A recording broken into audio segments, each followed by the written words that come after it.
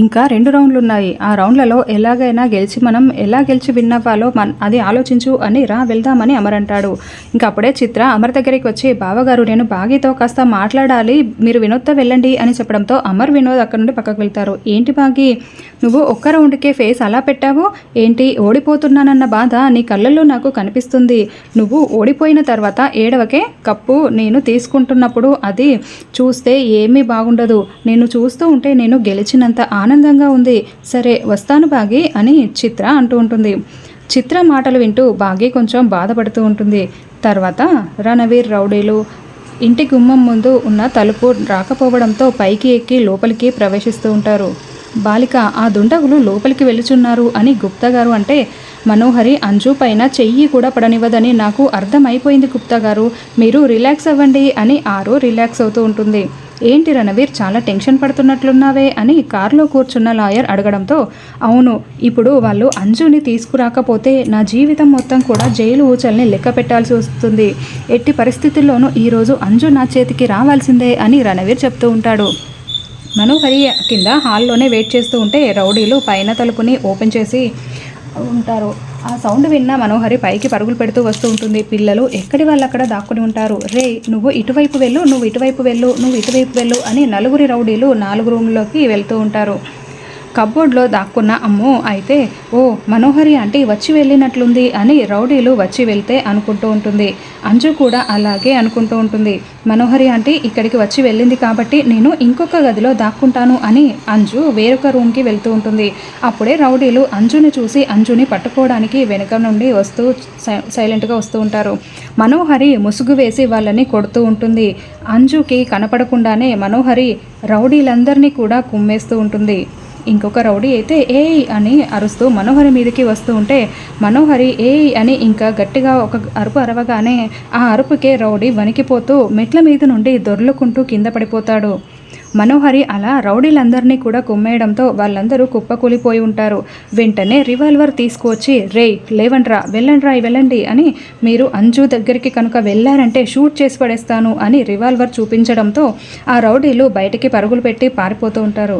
చెప్పాను కదా గుప్తా గారు, మనోహరి అంజుపై చెయ్యి కూడా పడనివ్వదని, చూడండి వాళ్ళు ఎలా పారిపోతున్నారో, నేను చెప్పిందే జరిగింది అని ఆరు చాలా సంతోషంగా చెప్తూ ఉంటుంది. రే ఏంట్రా అంజుని తీసుకురమ్మంటే ఖాళీ చేతులతో వచ్చారు అని రణవీర్ అరుస్తూ ఉంటాడు. అన్న ఆ మనోహరి గారు అడ్డుపడుతున్నారన్నా అని రౌడీలు అంటే రే అడ్డు వస్తే ఏం చేయమన్నానో తెలుసు కదా, చంపి పడేయొచ్చు కదా అని రణవీర్ అంటూ ఉంటాడు. ఆ మనోహరి గారు మమ్మల్ని షూట్ చేస్తానని రివాల్వర్ కూడా చూపించారన్నా, మేము ఏదో కిడ్నాప్ అని వచ్చాము, ప్రాణాలు ఎవరు పోగొట్టుకుంటారన్నా, మా వల్ల కాదు, మమ్మల్ని వదిలేయన్నా అని రౌడీలు వెళ్ళిపోతూ ఉంటారు. నేనే ఆ మనోహరి అంత చూసి అంజుని తీసుకువస్తాను అని రణవీర్ లోపలికి వస్తూ ఉంటే రణవీర్ ఆగు, ఇప్పుడు నువ్వు కనుక వెళ్ళావంటే మనోహరి సంగతి నాకంటే బాగా నీకే తెలుసు కదా, నిన్ను షూట్ చేయడానికి కూడా ఆలోచించదు, కాబట్టి చీకటి పడనివ్వు, చీకటే మన ఆయుధం అని లాయర్ చెప్తూ ఉంటాడు. అవును, ఈరోజు చీకటి పడిన తర్వాత నేను అంజుని తీసుకువెళ్తాను, నేను ఈరోజు మాత్రం ఖచ్చితంగా అంజుని తీసుకువెళ్లాల్సిందే అని రణవీర్ అంటూ ఉంటాడు. తర్వాత బాగి తప్పించి మిగతా అందరూ కూడా గ్రౌండ్లో నిలబడి ఉంటారు. ఏంటి బాగి అని, ఎందుకు కోపంగా ఉన్నావు అని అమర్ అడగడంతో నన్ను ఒంటరిగా వదిలేనని చెప్పి నన్ను చిత్ర దగ్గర ఒంటరిగా వదిలేసి వస్తారా అని బాగి అరుస్తూ నిలదీస్తూ ఉంటుంది. చిత్ర మాటలు ఘాటుగా ఉన్న తీటైన సమాధానం నువ్వు ఇస్తావని నేను వదిలేసి వచ్చాను అని అమర్ అంటూ ఉంటాడు. అమ్మో మాటలు బాగానే నేర్చారే, ఈ మాటలకే అక్క పడిపోయినట్లున్నారు అని బాగి అనడంతో అమర్ సీరియస్గా చూస్తూ ఉంటాడు. అప్పుడే ఆర్గనైజర్ అక్కడికి వచ్చి ఏంటి అందరూ రెడీగా ఉన్నారు కదా, ఇప్పుడు కాసేపట్లో సెకండ్ రౌండ్ స్టార్ట్ అవబోతుంది.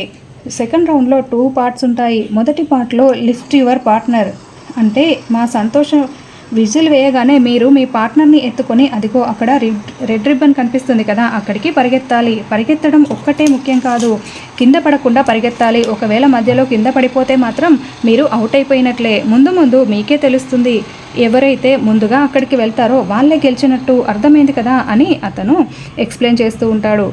వినోద్ నీకు పరిగెత్తడం వచ్చు కదా అని చిత్ర అంటే ఆ సంతోష్ నీకు హెల్ప్ చేస్తాడేమో అడుగు, అప్పుడు నేను పరిగెత్తన అవసరం లేదు కదా అని వినోద్ అంటే నేను సీరియస్గా మాట్లాడుతుంటే నువ్వేంటి వినోద్ జోకులు వేస్తున్నావు అని చిత్ర అంటూ ఉంటుంది. సంతోష్ విజిల్ వేయగానే అమర్ బాగిని వినోద్ చిత్రాన్ని అందరూ అలా వాళ్ళ పార్ట్నర్ని ఎత్తుకొని పరుగులు పెడుతూ ఉంటారు. కమాన్ వినోద్ కమాన్ అని చిత్ర తొందర పెడుతూ ఉంటుంది. అమర్ అయితే బాగీని ఎత్తుకొని ముందుగా ఆ రిబ్బన్ని టచ్ చేస్తాడు.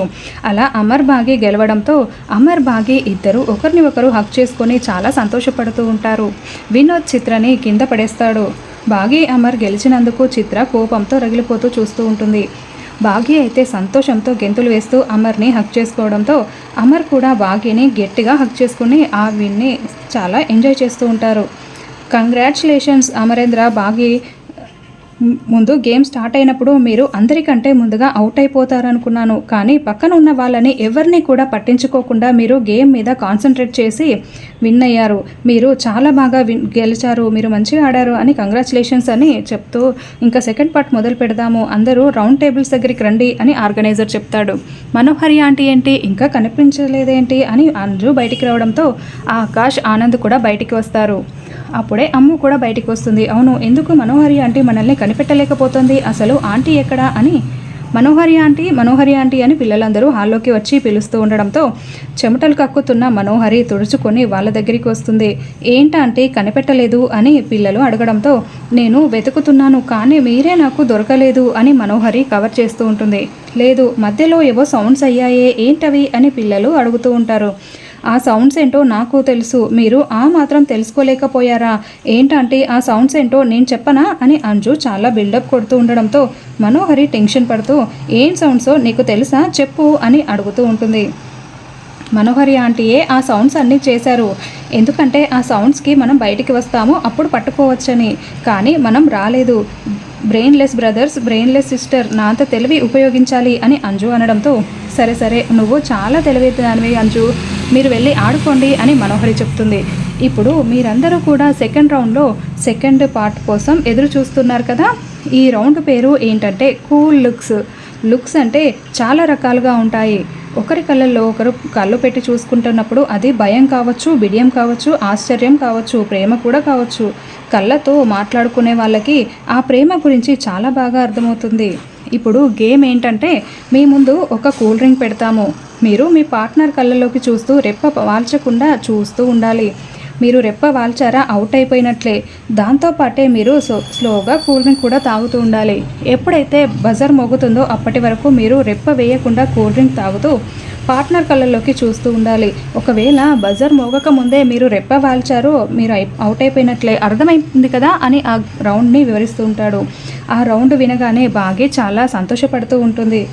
ఏ లూజు, ఎందుకు నవ్వుతున్నావు అని అమర్ అడగడంతో ఎందుకంటే ఈ రౌండ్లో ఖచ్చితంగా మనమే విన్ అవుతాము, నాకు ఆ కాన్ఫిడెంట్ ఉంది అని బాగి అంటే నీకు ఎందుకంత కాన్ఫిడెన్స్ అని అమర్ అంటాడు. ఎందుకంటే ఒక్కసారి గతంలోకి వెళ్ళండి అని బాగి చెప్తూ ఉంటుంది. ఇంతకుముందు బాగి అమర్ ఒక రెస్టారెంట్లో కూర్చొని కూల్ డ్రింక్ తాగుతున్నప్పుడు ఒకరి కళ్ళలోకి ఒకరు పెట్టుకున్న సంఘటన మనకి గుర్తు చేసుకుంటూ ఉంటారు.